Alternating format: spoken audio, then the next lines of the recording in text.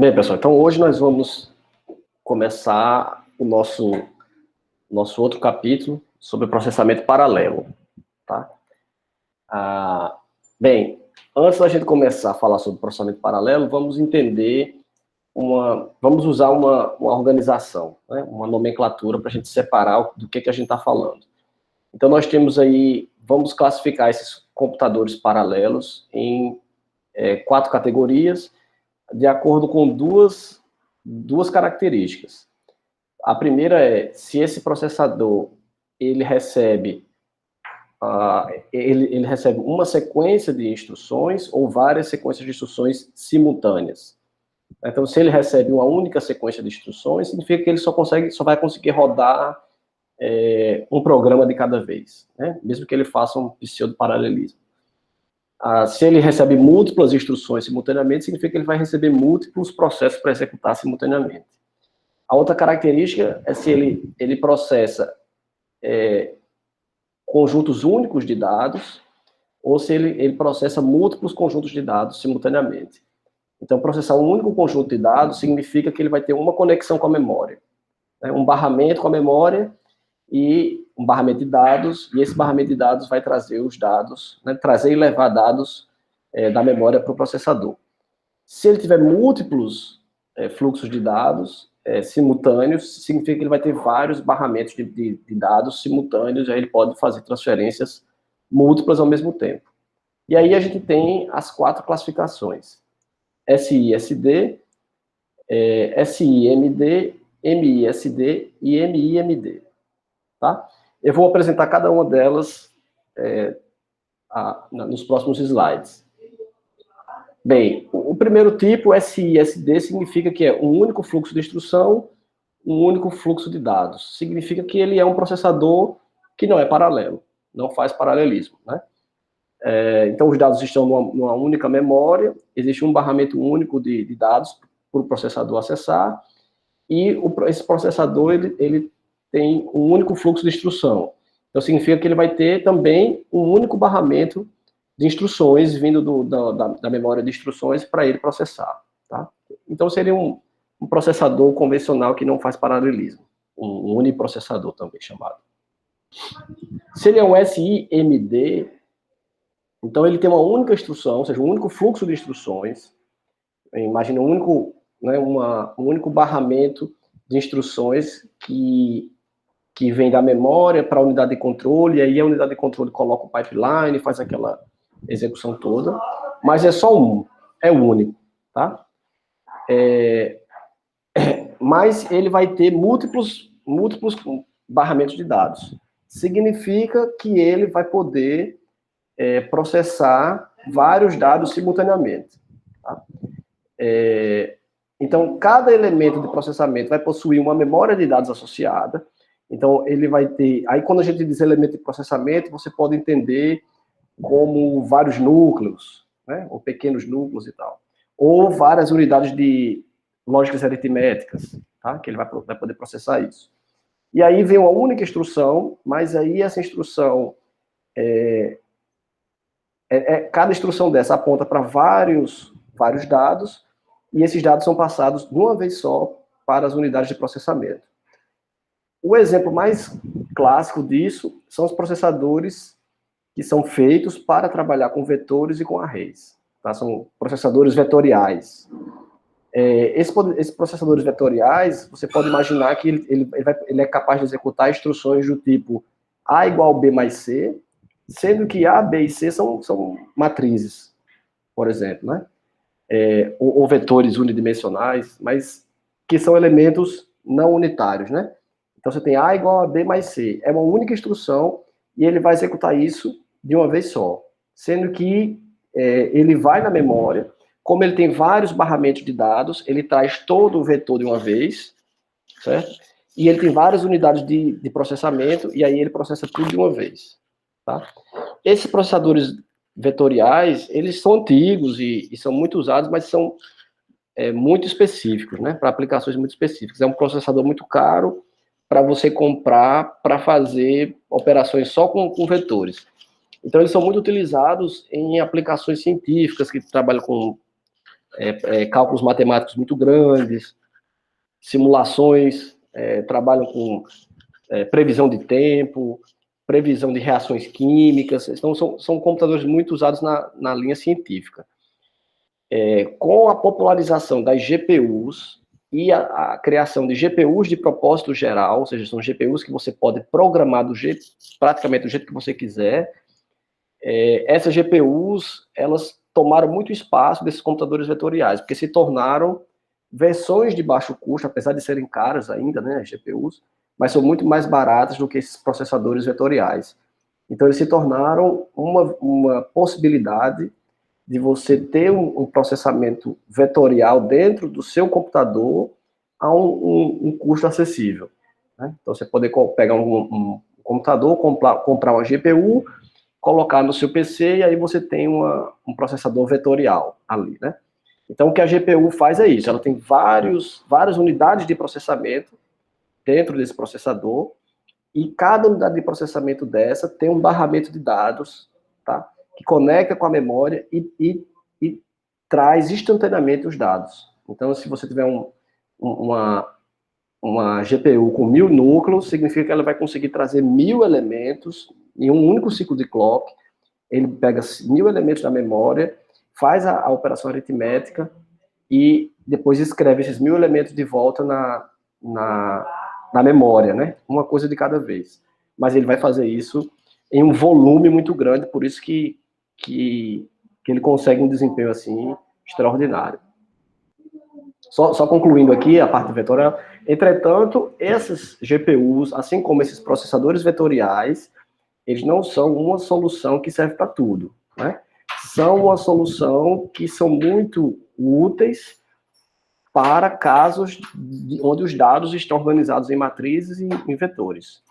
Se você pegar um caso que os dados são sequenciais e tal, você não vai ter todo esse benefício, tá? E acaba que não vale a pena.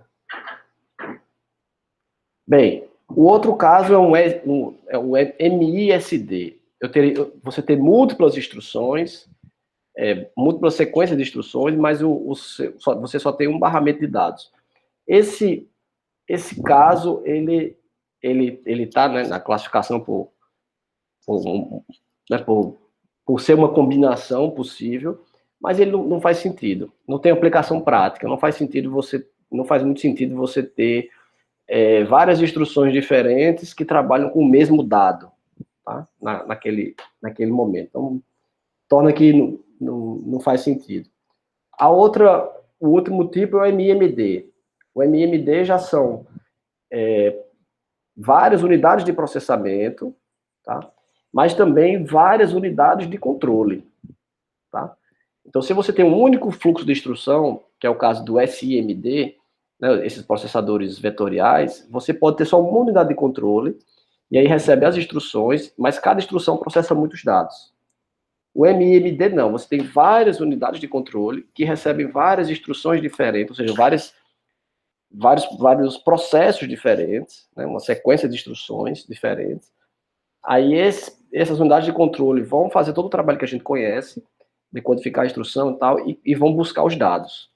E aí você tem que ter, no caso, você vai ter várias unidades de controle e várias unidades de processamento.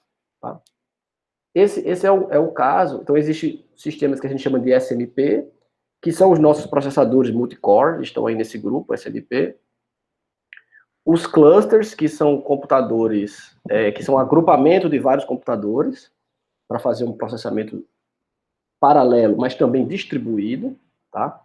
E NUMA, que é uma arquitetura que a gente chama de, com acesso à memória não uniforme, que a gente também vai ver aqui. São os 3 tipos, certo?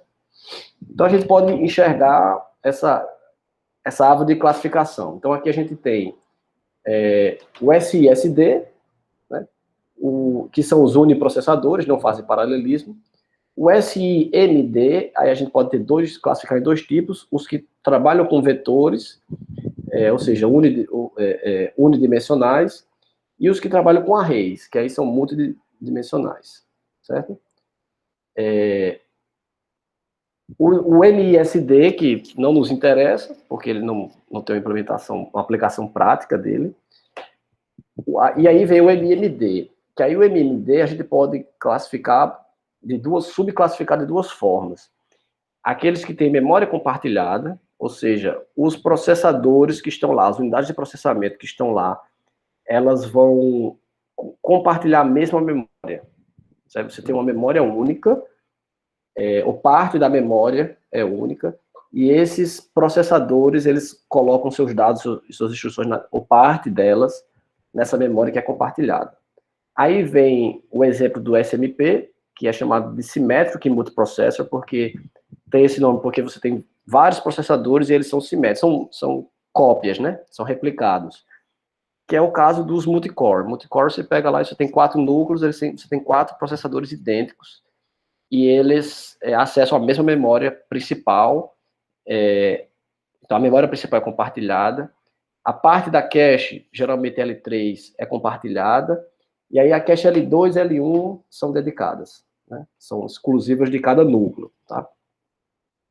E o outro tipo de processador de memória compartilhada são os processadores NUMA, que eles têm uma arquitetura que eles são de memória não uniforme. Então, o que significa que os processadores, eles podem ter características diferentes, isso torna o acesso à memória não uniforme. Então, pode ter um processador que trabalha mais rápido do que outro, dentro da mesma arquitetura, né?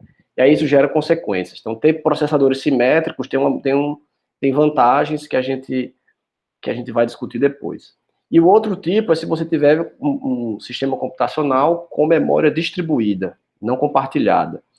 Aí é o caso dos clusters, né, que seria você ter vários PCs, né, cada PC tem sua própria memória. Então, um PC, ele não depende dos dados que estão na memória do outro PC. E aí você tem o que chama de uma arquitetura com memória fracamente acoplada, tá? Então, é um caso dos clusters. Bem, o MMD, né, continuando aqui, eles são processadores de propósito geral, como os nossos, né, que a gente utiliza. Cada processador pode processar todas as instruções necessárias, então todas as instruções que você tem na sua arquitetura, elas vão poder ser processadas nos processadores da sua arquitetura. Então, ou seja, um ponto comum é que você tem uma arquitetura unificada. Então, dessa forma, o programa que roda em um processador roda no outro processador, né? Se você tiver processadores incompatíveis um com o outro, aí você isola, né? Você vai ter dificuldades. E a gente vai subclassificar pelo acesso à memória, como eu falei, né? Então, existe o fortemente acoplado, né, e os fracamente acoplados. Os fortemente acoplados são chamados os SMPs, e os NUMAs também, né, que a gente vai ver mais à frente, né? Então, primeiro o SMP. Então, o SMP é a abreviação de Symmetric Multiprocessor. Então, a ideia é que eles compartilham uma memória única, ou um pool de memória. Você pode ter várias memórias, mas essas várias memórias são compartilhadas entre eles. Eles compartilham também o barramento para acessar essa memória. Então, significa que dependendo da arquitetura, você pode ter um gargalo, né, para acessar, porque se você tem o mesmo barramento, você vai ter que lidar com concorrência, né? Então, um processador vai acessar a memória, o outro processador tem que esperar que esse primeiro acesse para liberar o barramento para ele acessar em seguida. O tempo de acesso à memória, tá, vai ser mais ou menos o mesmo para cada um. Então, todos os processadores, por isso que ele tem essa questão de ser simétrico, tem essa vantagem, né, que aí imagina o nosso processador, né, o que a gente usa, você tem vários núcleos, o tempo médio, né, o tempo médio que um núcleo leva para acessar um dado na memória é o mesmo núcleo que os outros núcleos levariam. Então, esse tempo médio é basicamente o mesmo. Isso tem uma vantagem, porque o sistema operacional, na hora de distribuir tarefas, ele não leva em consideração, ele não precisa levar em consideração o tempo de acesso de um processador. Então, imagine em uma arquitetura onde você tem vários várias unidades de processamento, e cada uma tem um desempenho diferente. Então, o sistema operacional, que vai gerenciar isso, ele tem um outro nível de decisão, que eu tenho que pegar minhas tarefas, ranquear por prioridades, e também, daí, escolher o processador, não só o que está livre, mas também aquele que é mais rápido, mais lento. Então, você tem que tomar uma decisão em cima disso. E quando eles são simétricos, isso daí é uma variável a menos para você avaliar. Tá? O outro tipo de processamento é o chamado NUMA, tá? Que o tempo de acesso em diferentes regiões de memória pode diferenciar. Então, dependendo de onde a memória está, ele é mais rápido ou mais lento. Tá? Isso faz com que, novamente, né, o sistema operacional tenha que lidar com esse nível de decisão. Certo? Então, é uma dificuldade a mais para o processador. Já do lado dos fracamente acoplados, nós temos os clusters, e o interessante é que esses clusters eles vão ser processadores independentes e muitas vezes SMP. Né? Então, você tem o cluster vai ser um conjunto, né, de computadores interconectados, tá, trabalhando juntos para formar esse processamento paralelo. Os clusters acabam que, se a gente for olhar direitinho, o que nós vamos ter é uma união de tudo que a gente já viu. Então, como cluster, você pode acoplar vários computadores diferentes, você pode ter processadores que são uniprocessadores, que não são paralelos, você pode ter processadores que são matriciais, né, que são de arrays e vetores, que trabalham com arrays e vetores, você pode ter processadores SMP, processadores NUMA, você coloca tudo isso numa rede, interliga eles, você tem um cluster. Tá? Que é o mais comum utilizado, nos dias de hoje, é você ter um cluster e esse cluster ele é heterogêneo. Você tem GPUs no meio, você tem processadores Intel, você tem processadores aí com alguns FPGAs, né, que são usados muito para redes neurais e tal. Então você tem arquiteturas diferentes dentro do mesmo cluster. Tá? Então isso é bem comum. Então uma figura interessante para resumir isso seria o seguinte: se ele é um SSD, ou seja, ele é uniprocessador, você tem uma control unit, né, uma unidade de controle, que passa o conjunto de instruções, o IS, para um processor unit. Né? E esse processor unit tem uma conexão com o memory unit, com a unidade de memória, que troca o data stream, né, a sequência de dados. Então, você tem uma unidade de processamento, né, no caso aí seria a ULA, propriamente dita, né, e os elementos próximos, né, e uma unidade de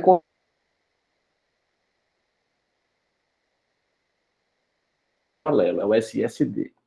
Se você tem um SIMD, que são esses computadores matriciais, né, com o exemplo da GPU e tal, você vai ter uma unidade de controle, que ela recebe, né, não está representado aí na figura, mas a unidade de controle recebe as instruções de uma memória de instruções, então ela recebe uma sequência de instruções, mas cada instrução dessa, ela processa vários elementos. Então você tem aí os processing elements, né, elementos de processamento, PE1, PE2 até PEN, e aí cada unidade de processamento dessa pega um elemento do array, né, precisa pegar um elemento do array para processar. Então ele vai nesse LM1, que seria um local memory. Né? Então ele vai para o local memory 1, 2, 3, então ele tem uma memória local onde estão os dados dessas matrizes que ele precisa trabalhar.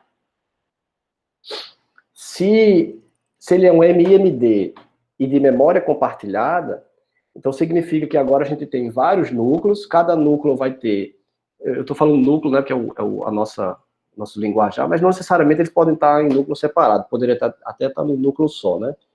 Mas bem, aí você tem várias unidades de controle, cada unidade de controle dessa vai para a memória de instrução e pega uma sequência de instruções, um programa para rodar, Então, cada unidade de controle roda um programa diferente, um trecho de código diferente, e vai passando as instruções, né, para a unidade de processamento, que, por sua vez, vai lá na memória compartilhada e pega os dados necessários para aquela instrução. Então, você tem várias dessas, né? Você tem também, se a gente falar de memória distribuída, tá? Aí a gente tem essa mesma arquitetura, é o MIMD, mas a memória está distribuída. Então, o que é que ele vai ter? Eles vão ter a memória local deles, certo? Mas eles vão ter ali, ó, um barramento, alguma forma de conexão em rede que permita que eles possam buscar dados em memória compartilhada. Por que? Então, esse aqui é um exemplo de um cluster. Né? Então, se você pegar um cluster, cada computador que tiver lá, ele vai ter a sua unidade de controle, os seus elementos de processamento e a sua memória local. Você poderia dizer, mas eu preciso ter uma rede para ligá-los e tal. Se você pensar que a gente tem dois tipos de paralelismo, né? Então, você tem uma computação, um processamento, que ele é um processamento paralelo, e você tem um processamento que ele é distribuído, né? Então, se você faz simplesmente um processamento distribuído, você poderia pegar vários computadores do seu cluster e colocar cada computador para fazer uma tarefa separada, independente, certo? Mesmo que ela seja a mesma tarefa, você pegar e fazer uma distribuição de tarefas, que cada um pega uma tarefa independente da outra. Se você quer fazer um processamento paralelo, então imagine que você tem um programa, e esse programa é muito pesado, um único programa. Aí você quebra ele em threads, né? Em threads isoladas. E aí você pega cada thread dessa e coloca em um computador diferente, tá? Quando você faz isso, aí o que acontece? Como elas são threads do mesmo programa, você vai ter variáveis ali que são globais, que precisam, de vez em quando, precisam ser acessadas. E aí você vai precisar desse barramento de interconexão, porque essa variável global pode estar em outro computador, né? Ou então você tem cópias dessa variável global em todos os outros computadores. Então qualquer modificação dessa variável global precisa ser comunicada a todos os outros computadores, não é? Então isso requer um esforço, uma dificuldade maior. É diferente, por exemplo, de você implementar um servidor web, e aí o servidor web você tem vários computadores, né, um cluster de computadores para atender esse serviço web. Aí cada requisição de um cliente você joga para uma unidade de processamento separada.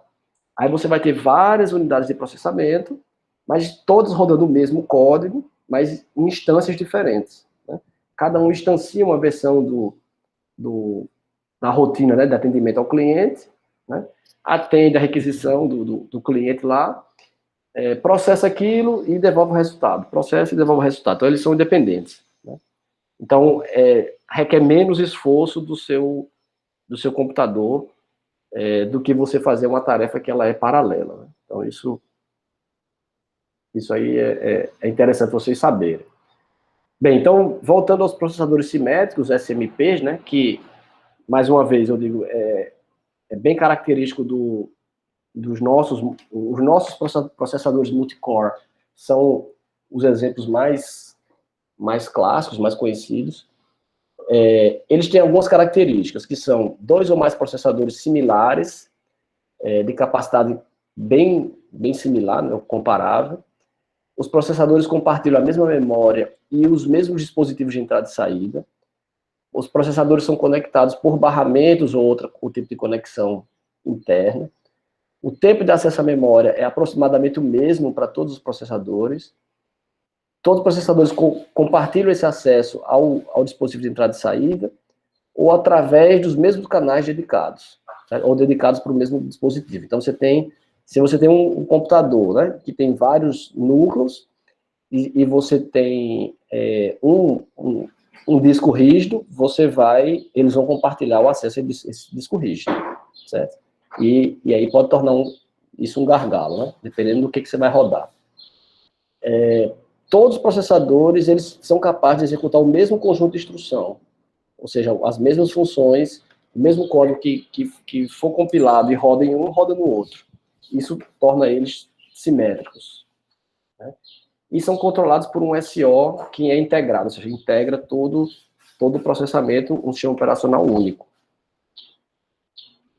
Então, uma outra diferença aqui, né, para a gente, só, claro, a gente já falou bastante nisso, isso já deve estar bem claro para todo mundo, mas são dois conceitos diferentes, né, multiprogramação e multiprocessamento.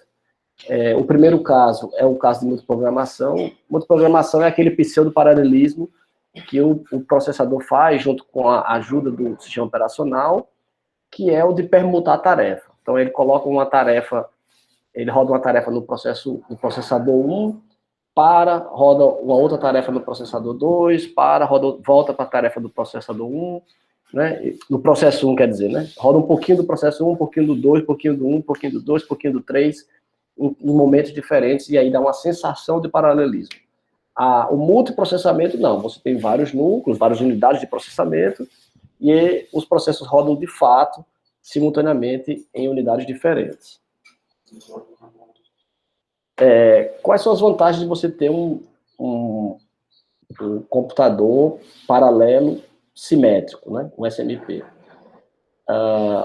O desempenho, então, se alguma tarefa puder ser executada em paralelo, você vai ganhar desempenho com isso, né? Que é uma vantagem de ser paralelo, no geral. Disponibilidade, então isso é outra coisa interessante. Se um processador falhar, outro pode substituir. E isso é até assim, estranho, vocês podem achar isso estranho se a gente pensar em processadores multicore, né? Como assim um núcleo falhar e um outro núcleo substituir? Mas tem um outro exemplo também de SMP, que eu não comentei aqui ainda, que também é bem comum em computadores de alto desempenho, que é você ter computadores tipo inspirados nos antigos mainframes, que são computadores que você tem placa-mãe gigantesca. Então, se você procurar na internet, você vai encontrar, né? Por exemplo, uma placa-mãe que você pode colocar 4 CPUs, placa-mãe que você pode colocar 8 CPUs. Então, você pode comprar, né? Você faça uma busca, compra uma placa-mãe que acople 4 processadores, aí você coloca lá 4 processadores e 5, né?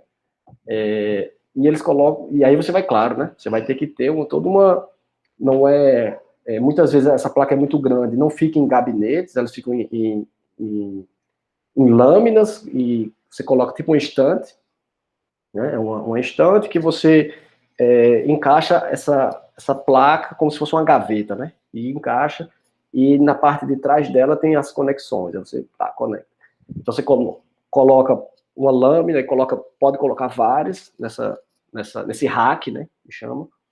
Você tem outras lâminas só com HDs ou com SSD para armazenamento, aí você coloca essa lâmina. E aí o interessante é que justamente esse tipo de arquitetura é feito para disponibilidade. Então, se um processador desse falhar, ele automaticamente passa as tarefas que estão sendo executadas nele para um outro processador da mesma lâmina ou de outra lâmina que tiver no computador. E se você quiser fazer uma manutenção, você pode tirar uma lâmina dessa sem desligar o sistema. Então, ele está funcionando. Imagina que você está lá, você tem uma loja virtual que está rodando em cima desse rack, né? Então, está em funcionamento e uma placa dessa precisa fazer manutenção. Aí você simplesmente tira essa lâmina sem desligar, sem nada. Você retira. Aí, claro, as tarefas que estão ali vão falhar, né? Então, eles vão dar problema, mas o sistema automaticamente repassa as tarefas para os outros processadores, você tira, faz a manutenção e depois você encaixa de novo. A mesma coisa é a placa de armazenamento, né? Que você tem memórias SSD ou disco rígido, você pode simplesmente arrancar, claro, você tem que ter mais de uma, e você tem, a gente vai falar depois sobre isso, você tem um mecanismo de duplicação, e você duplica tudo que é armazenado em uma lâmina, você joga também na outra, e aí você pode puxar uma lâmina daquela, tirar, fazer manutenção, trocar um HD, coloca ela de novo, certo? E ele se adapta sozinho. Então, tem uma vantagem de você poder fazer um crescimento incremental, como assim? Você compra, como eu falei, você compra outra lâmina e encaixa, compra outra lâmina e encaixa, né? E aí você ir aos poucos incrementando a sua performance. Você pode tirar uma lâmina daquela, comprar uma mais nova, né? E coloca, então você vai incrementalmente, aos poucos, vai aumentando a sua performance. E você vai escalando também, né? Você vai aumentando o tamanho, aí você depois pode comprar um segundo rack, coloca ele lá, conecta os dois, certo? E você vai fazendo o upgrade, né, da sua solução. Esses multiprocessadores são fortemente acoplados, então significa, né, uma visão geral, que você vai ter vários processadores, você vai ter uma memória principal compartilhada e vários dispositivos de I/O. Essa figura aqui que eu quero mostrar com ela é que no meio você tem um grande gargalo, que é uma grande rede conectando tudo isso, né? Então, a quantidade de conexões e barramentos que você tem é gigante, né? Então, você tem muita conexão, e essas conexões são um gargalo também, e aí esses hacks, como eu falei, que são mais modernos e tal, a comunicação de uma placa, né, de uma placa para outra, é com fibra ótica, né? Então você usa fibra ótica para você acelerar, mesmo dentro do mesmo rack, você usa fibra ótica, então, porque essa comunicação, ela é complicada. Então a gente falou que a gente também pode classificar esses computadores através de separá-los, né? Aqueles que usam barramento de tempo compartilhado, ou seja, um barramento único para todos eles, ou se você vai ter barramentos dedicados, ou seja, cada processador tem o seu barramento para a memória, né? Se ele vai ter memórias de múltiplas portas, ou seja, essa memória vai permitir que vários processadores se conectem nela e acessem simultaneamente, e se vai ter ou não uma unidade de controle central, ou várias unidades de controle separadas, né? Se você tiver um barramento de tempo compartilhado, a vantagem é que é mais simples, né? Você cria um barramento só e você pendura todos os processadores nesse barramento, mas então aí torna o projeto simples e uma coisa, né, acaba sendo mais barato, tá? Mas aí você vai ter que ter um mecanismo de endereçamento, então um processador, ele para acessar a memória, né, ou o dispositivo de entrada e saída, ele vai ter que ter um esquema de endereçamento, ele diz qual é o endereço, tem que ter uma unidade que controle isso, ela pega esse endereço para saber qual é o dispositivo, e daí com esse endereço e o dispositivo, ele sabe se o dispositivo está ocupado ou não está, então que é o que a gente chama de arbitragem, né?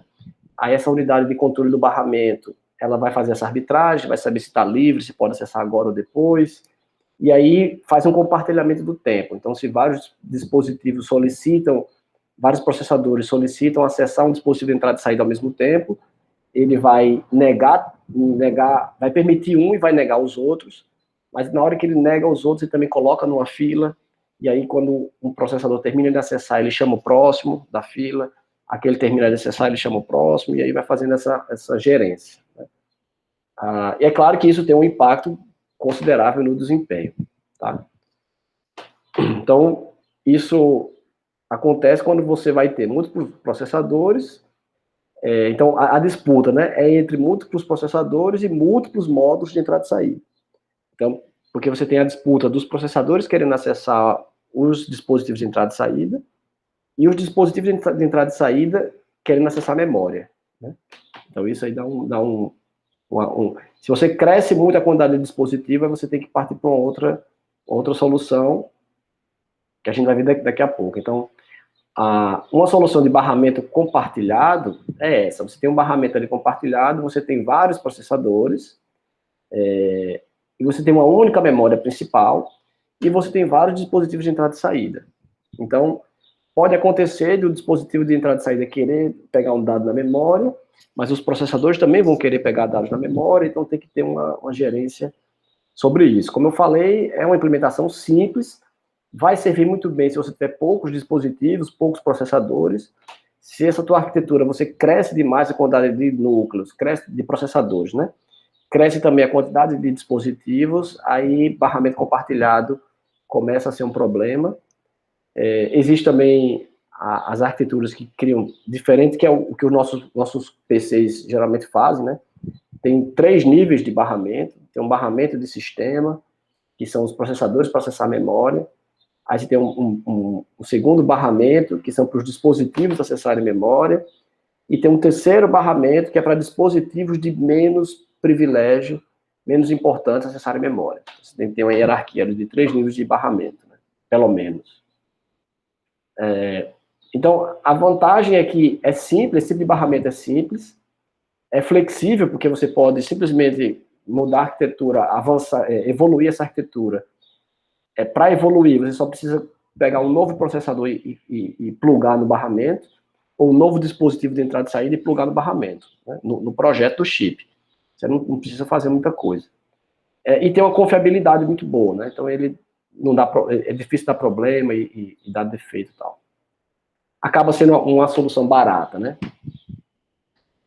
O problema disso é que o tempo, o desempenho do sistema vai ser limitado a esse barramento. Então, se você coloca um barramento lá que tem, sei lá, 800 MHz, né? Você vai limitar toda a comunicação a 800 MHz. Você não vai conseguir passar disso, tá? Aí, isso faz com que cada processador tenha que ter a sua cache local, e cada vez mais, se você aumenta a quantidade de processadores, acaba que você tem que aumentar a cache também dos processadores, porque aí faz com que ele precise menos ir para a memória principal e fique lá na sua memória local, né, o máximo possível, tá? E tem um outro problema aí, que é a coerência de cache, né, que a gente vai ver daqui a pouco também. Que aí já é aquele problema de coerência de cache que a gente estava falando de vários núcleos, né? Agora você tem um problema de coerência de cache entre várias unidades de processamento, tá? Vários processadores diferentes. Então isso vai se expandindo, né? Bem, um papel importantíssimo é do sistema operacional nesse tipos de processadores, porque o sistema operacional ele tem que lidar com vários processos simultâneos e concorrentes, e saber gerenciar isso. Tem que fazer o escalonamento, ou seja, ele tem que decidir em que momento cada processo entra para executar e para qual unidade de processamento ele vai jogar, né? Precisa cuidar da sincronização, ou seja, existem tarefas que para concluir, precisam do resultado da tarefa anterior, mas essa tarefa anterior está em outro processador. Então, o sistema operacional tem que lidar com isso. Então, como é que ele faz? Ele cria, na linguagem de programação, instruções que fazem com que um processo pare, aguardando, né, que o outro processo, que está em outro processador, avance, e tem instruções onde esse processador pode avisar que ele concluiu. Então, na hora que ele avisa, o SO recebe essa mensagem, vem quem está na fila de espera, é aquele outro processo, aí ele avisa aquele outro processo, bota ele para executar de novo. Então, o SO tem que fazer essa gerência do tempo, né, para que as tarefas elas caminhem sem quebrar a coerência dos dados. A gerência de memória também é feita pelo sistema operacional, então, né, o sistema operacional tem que lidar com aquela questão de região crítica, né? Então tem as regiões críticas dos processos, que basicamente são as áreas do processo onde ele acessa a memória, memória é o recurso do geral, né? Que pode ser até entrada e saída, mas memória compartilhada.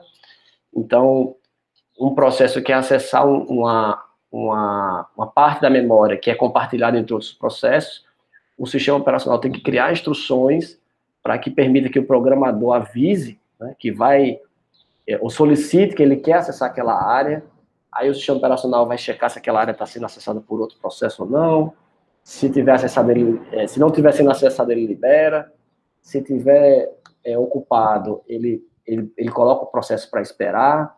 Quando o outro processo liberar aquela área da memória, aí ele tira o processo da espera e coloca ele para executar. Então, o sistema operacional tem que lidar com isso e tem que lidar com a parte de confiabilidade e tolerância a falhas. Então, ele tem que estar monitorando cada tarefa sendo executada pelos diferentes processadores, criar mecanismos de checagem se aquele processo está avançando ou está travado.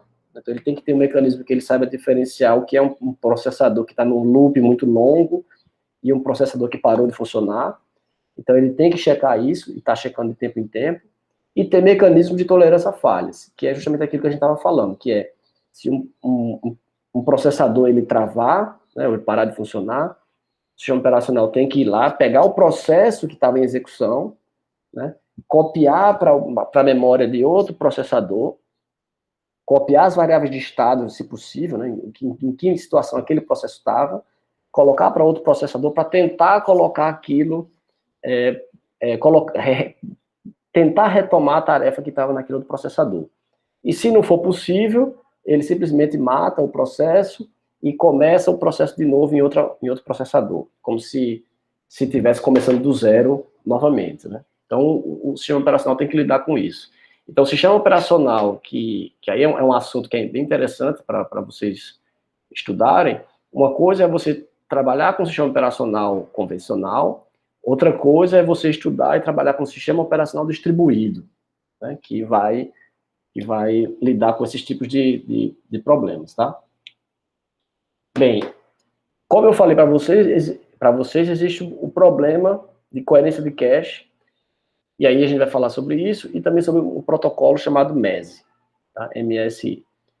Bem, o problema é que nós temos múltiplas cópias do mesmo dado em diferentes caches, tá? Então, você tem, imagina aí agora um processador, um sistema que você tem vários núcleos, não é? Não é só naquele problema que a gente tinha, que você tem um único núcleo acessando memória cache, né? L1, L2 e tal. Agora você tem vários processadores acessando a memória cache. O que é que pode acontecer? Pode acontecer que núcleos diferentes tenham visões inconsistentes da memória.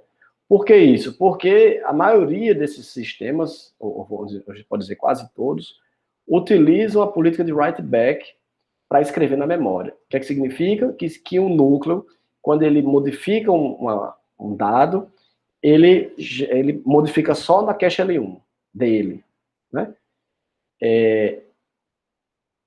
Quando ele mexe só na cache L1, né, dele, o problema que a gente tem quando a gente fala de múltiplos processadores é porque a cache L1 dele é dedicada, é dentro daquele processador.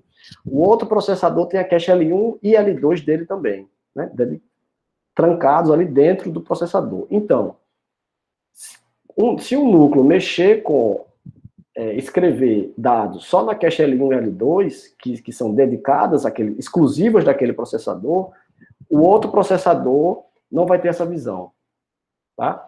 Ele só vai ter a visão de dados que estiverem lá na cache L3 ou na memória principal, certo? E aí, onde é que isso dá problema? Quando você vai trabalhar com processamento paralelo. Então, você pega, naquele caso que eu falei, você pega um problema seu, um problema que é um código seu que você tem que executar, aquele código é lento, você percebe ali que ele tem uma característica de paralelismo, aí você decide quebrar ele em threads. Aí eu vou quebrar esse meu código em threads, e vou colocar aqui uma thread em um núcleo, outra thread no outro núcleo. Aí o que acontece? Esses núcleos, né, dos nossos computadores trabalham com política write back. E aí você vai ter, porque é o mesmo código, você tem variáveis locais, né, específicas daquela thread, que aí não vão dar problema, e variáveis globais, compartilhadas entre as threads. O que vai acontecer com certeza é que cada thread, em execução em um núcleo diferente, vai escrever os seus dados apenas na cache L1 e L2, tá? Porque ele trabalha com write back. Toda vez que o outro processo, a outra thread, que está no outro núcleo, for acessar aquela variável global, ele vai dar um problema de inconsistência de cache. Aí vai fazer com que a execução pare. Então, esse protocolo MESI que a gente vai ver é basicamente isso, vai fazer com que todo o acesso à variável global ele pare. Um núcleo vai mandar uma mensagem para o outro núcleo, pedindo para que aquela linha da cache que está sendo solicitada, que ela seja atualizada na cache L3, porque ela está inconsistente.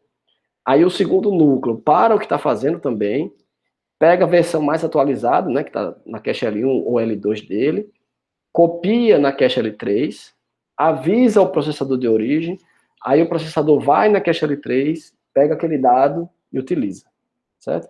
Então isso gera um dano, né, ao desempenho muito grande, tá? A gente vai ver na prática esse tipo de problema, né, que é chamado de false sharing, né, compartilhamento falso. A gente vai ver esse tipo de problema na prática quando a gente for fazer o trabalho prático sobre programação paralela, certo? Que eu vou mostrar para vocês. Esse problema de coerência de cache, e uma coisa que é interessante, esse problema de coerência de cache, se a gente pensar que cache como a memória, né, física, né, mas a gente também pode entender que cache é uma cópia de um dado que está numa outra hierarquia de memória, né? Então, esse problema de coerência de cache é um problema clássico em sistema distribuído. Então, se você pega uma tarefa e distribui e quebra ela para ser executada em mais de um computador, então imagina que você usa agora um cluster, né? E aí você coloca, se você coloca um computador para uma tarefa que rodava em um computador, coloca para rodar em 2 computadores, você vai ter um problema de coerência de cache, né? De coerência de dados. Porque um processador vai ficar trabalhando com as suas variáveis localmente e o outro também. E aí, quando um computador pegar uma variável global para mexer, ele já vai tornar ela inconsistente e aí tem que avisar o outro computador. Então, se os dois computadores, né, rodando threads diferentes, estiverem trabalhando com a mesma variável global, eles vão precisar ficar enviando essa variável global sempre que ela for atualizada de um computador para o outro. Então, esse problema vai acontecer entre computadores e vai ocorrer entre núcleos também, certo? Então, é um problema a ser resolvido, né? Para o problema de coerência de cache, existem soluções em software. Soluções em software significa que você vai ter algum tipo de ferramenta que analisa o seu código e determina os períodos seguros de escrita em cache.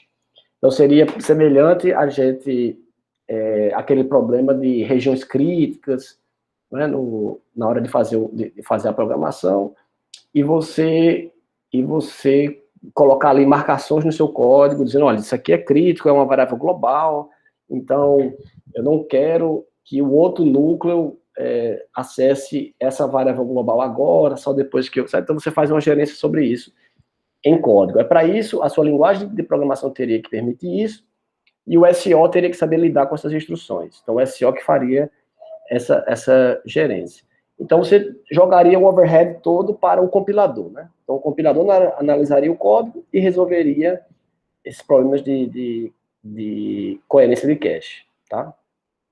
O problema é que isso não gera um bom resultado final, e principalmente existe uma deterioração no desempenho, uma queda no desempenho grande, porque justamente é uma solução via software. Então, tem que rodar uma instrução, analisar para você chegar numa decisão. Se você joga essa solução para um hardware, o processador, você faz o seu programa de forma transparente, ou seja, faz de conta que você não sabe que isso existe, e o processador vai resolver esse problema na ponta, certo? Então, para isso, precisa de um protocolo de coerência de cache, que existem vários, né, a gente vai ver só um aqui. E aí eles trabalham com reconhecimento dinâmico, ou seja, em tempo de execução, na hora que está rodando lá, o processador ele vai dar um jeito de perceber que tem um problema e vai resolver. certo?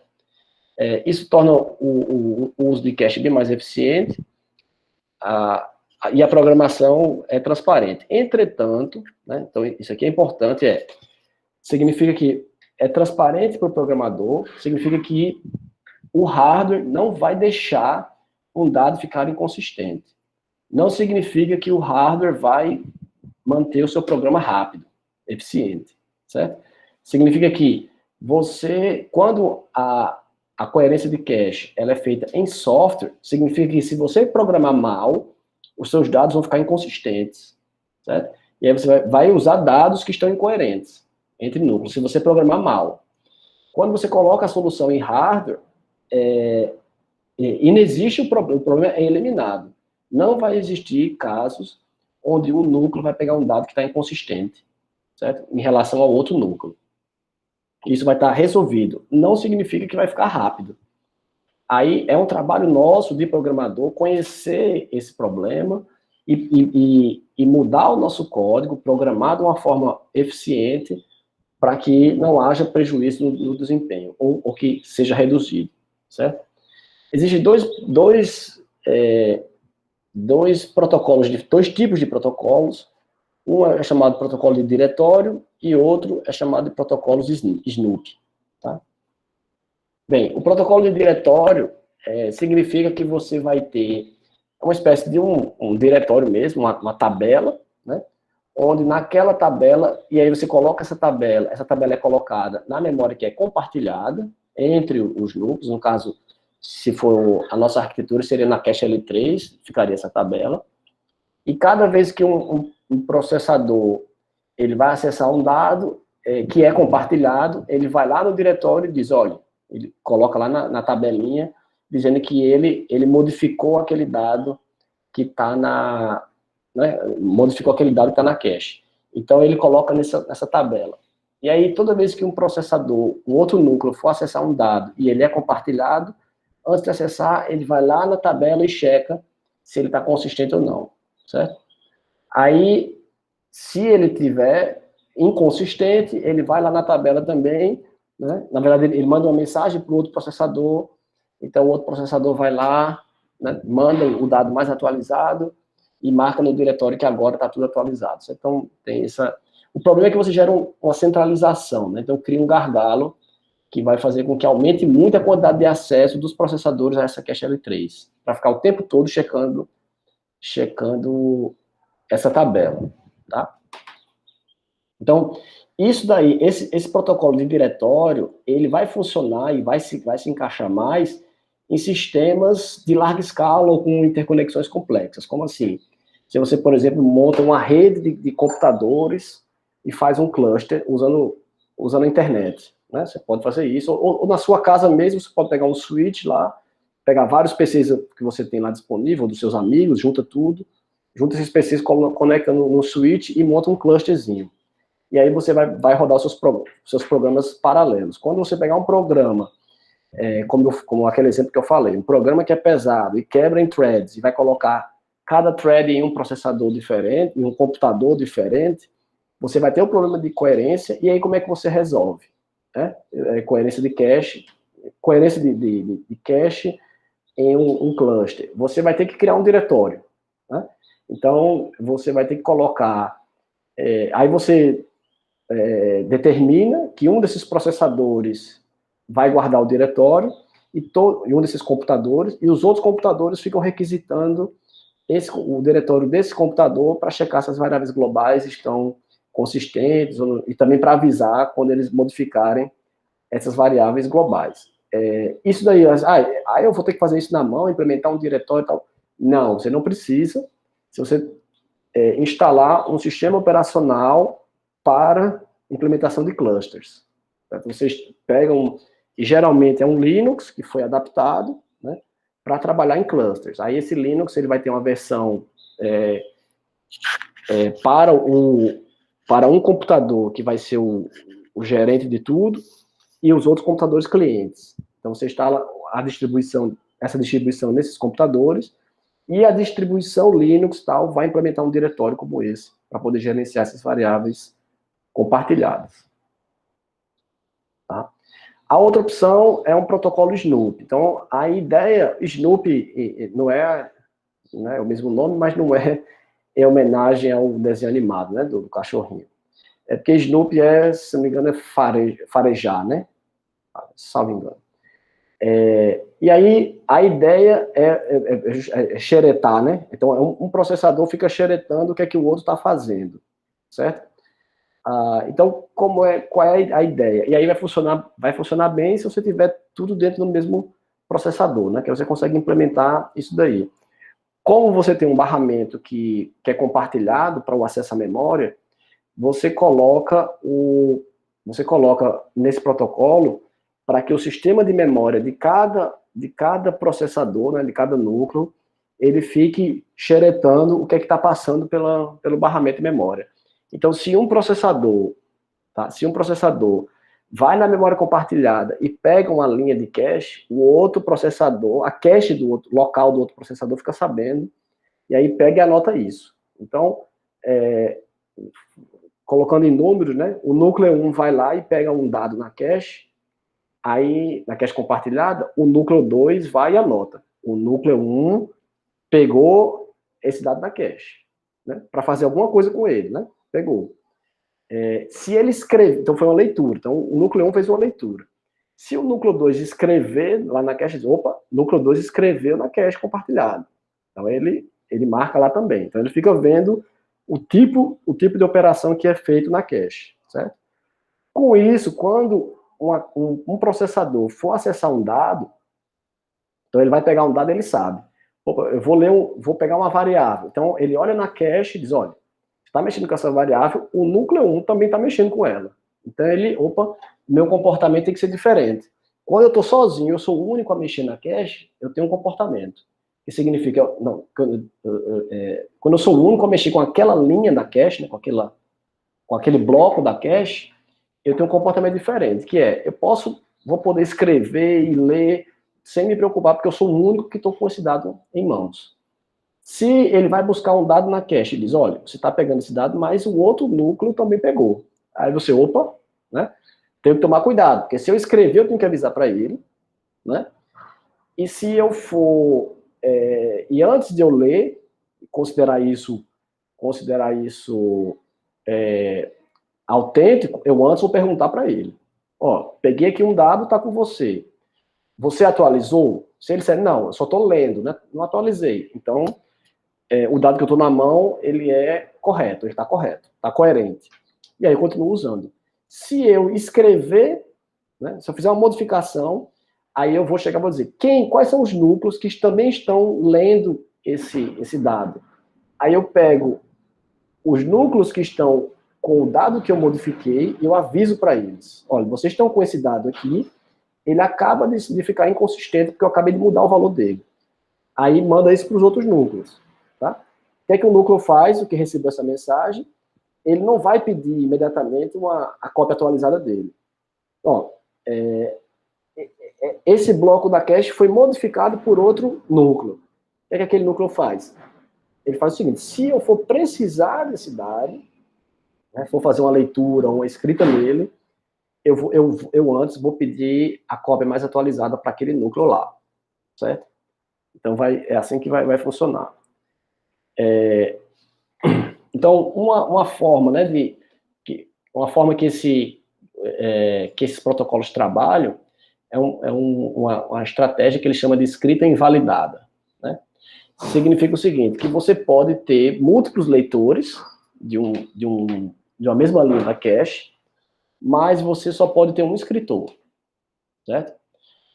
Então, ao mesmo tempo, você pode ter vários núcleos que estão lendo aquele mesmo dado da cache, mas você só pode ter um que modifique nele. Tá? Quando uma escrita é requisitada, então, quando um processador escreve, ele invalida toda a linha da cache, certo? Em todos os outros núcleos. Então, lembre lá quando a gente falou de memória cache, que os dados são guardados em linhas, né? Então tem uma linha, guarda um bloco da cache, e nós temos também na cache algumas tags, né? Algumas informações a mais naquela linha, e uma das informações é essa. que é se ela foi invalidada por um outro núcleo ou não. Então, quando um núcleo escreve, escreve um bloco da cache, muda ele manda uma mensagem para as outras caches que vão invalidar, certo? Que vão invalidar aquela linha.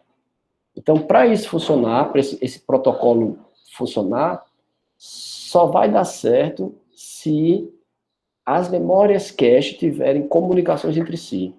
Então, você tem vários núcleos, e você tem as caches entre elas, e você tem que ter mecanismos de troca de mensagem entre as caches.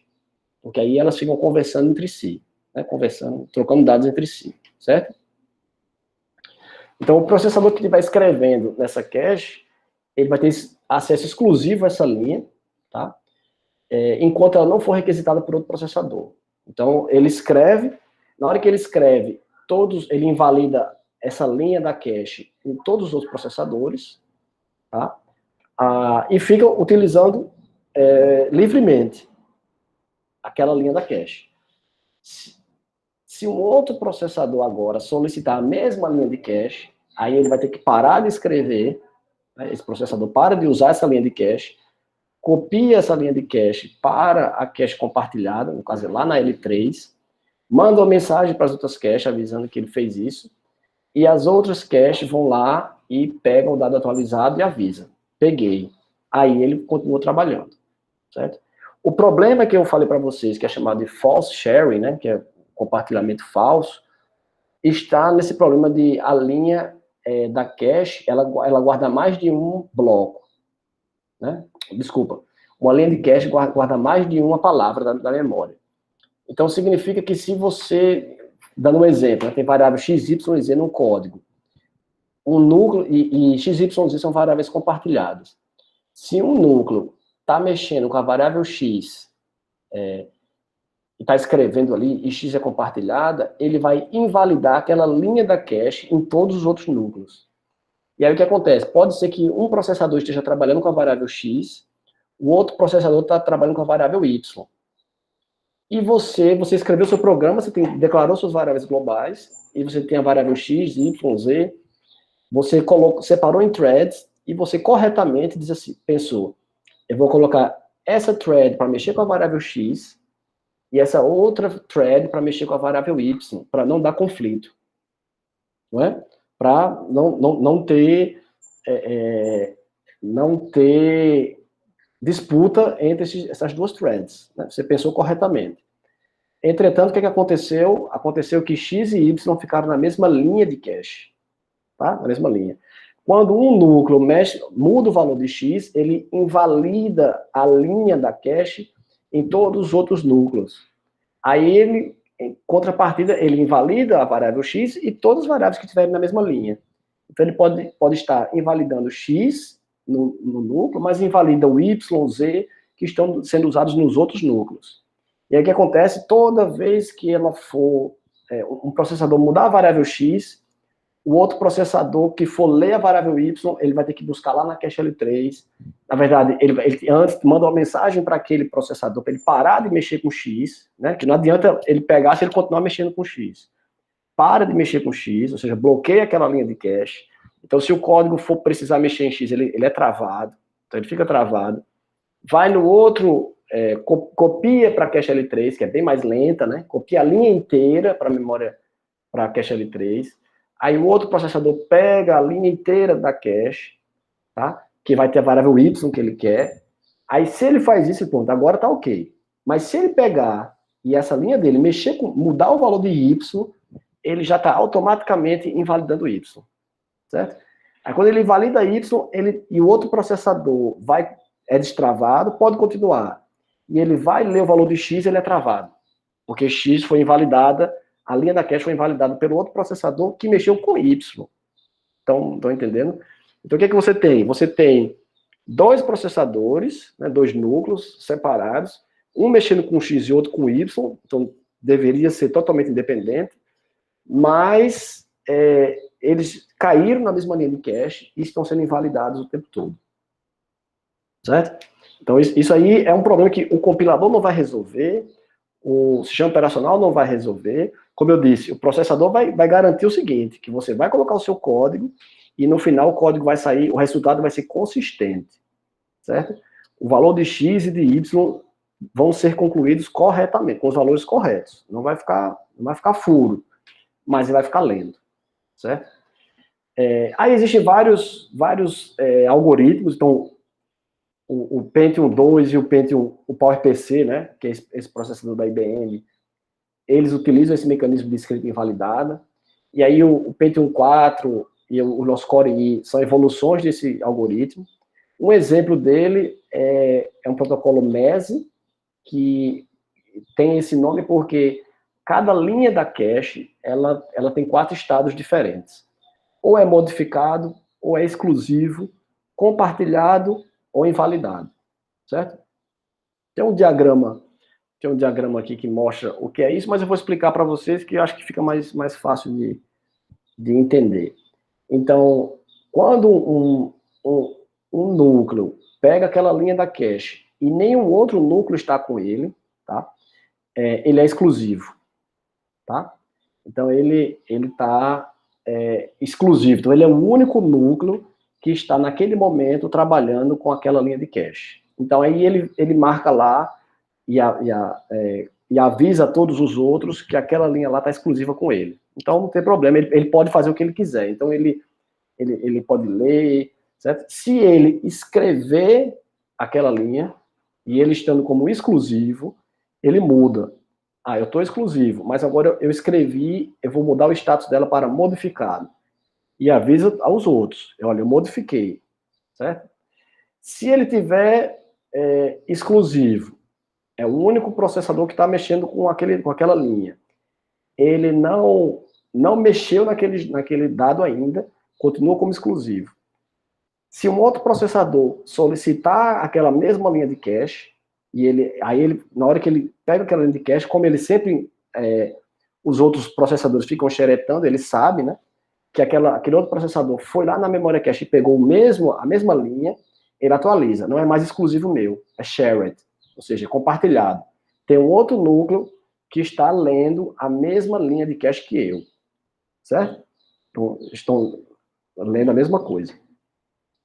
Se um desses núcleos mexer com esse dado, modificar alguma variável, algum valor dessa linha de cache, ele muda o status para modified, né, modificado, e avisa os outros núcleos que aquela linha foi modificada, certo? Aí isso cria um alerta, eles não vão mudar a execução deles, eles sabem que aquilo ali foi modificado. Então, o que é que significa? Eles vão continuar o trabalho deles, dos núcleos, normalmente, até que um núcleo precise daquela variável. Se um núcleo for acessar aquela linha de cache, e aí ele vai ver o status, e está como modificado, faz, opa, eu estou tentando mexer com a linha de cache, mas que foi modificada por um outro núcleo. Então, esse dado aqui eu nem sei se está correto, né? Não posso saber. Aí, o que é que ele faz? Ele manda uma mensagem de inválido para todos os outros núcleos. Pessoal, essa linha de cache está invalidada, porque eu quero acessar, né?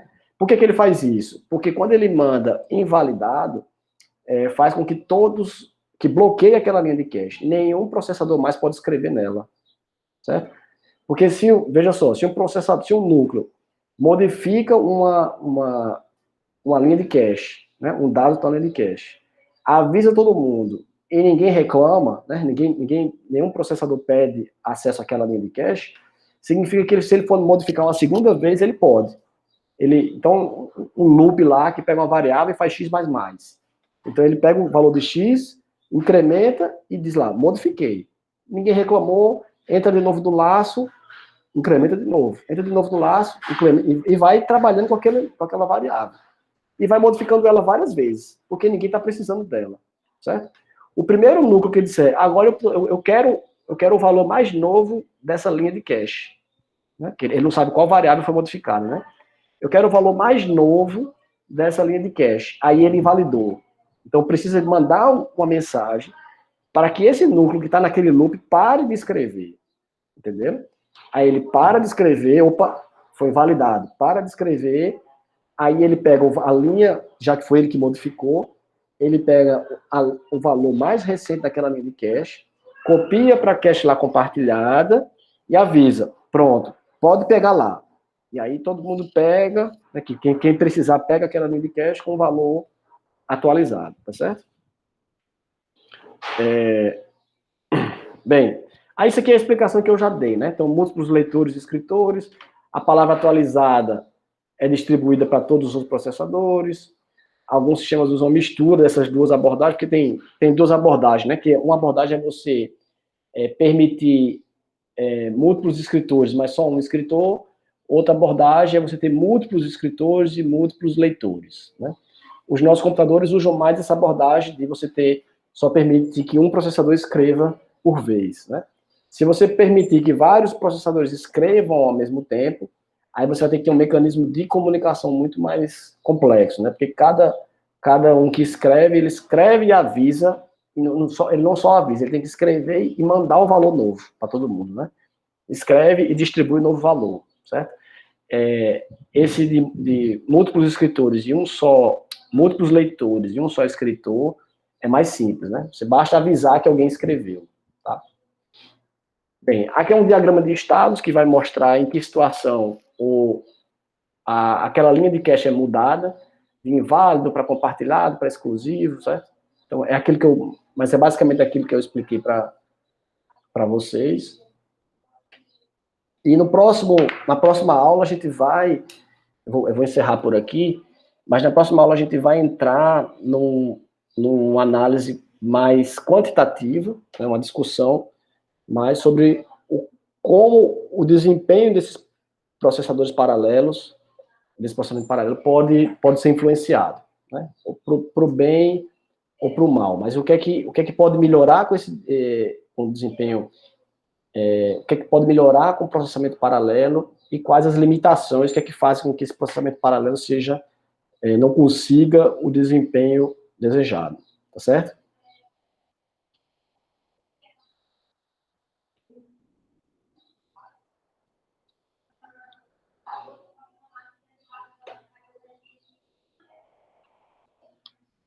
Bem, então, deixa eu parar aqui.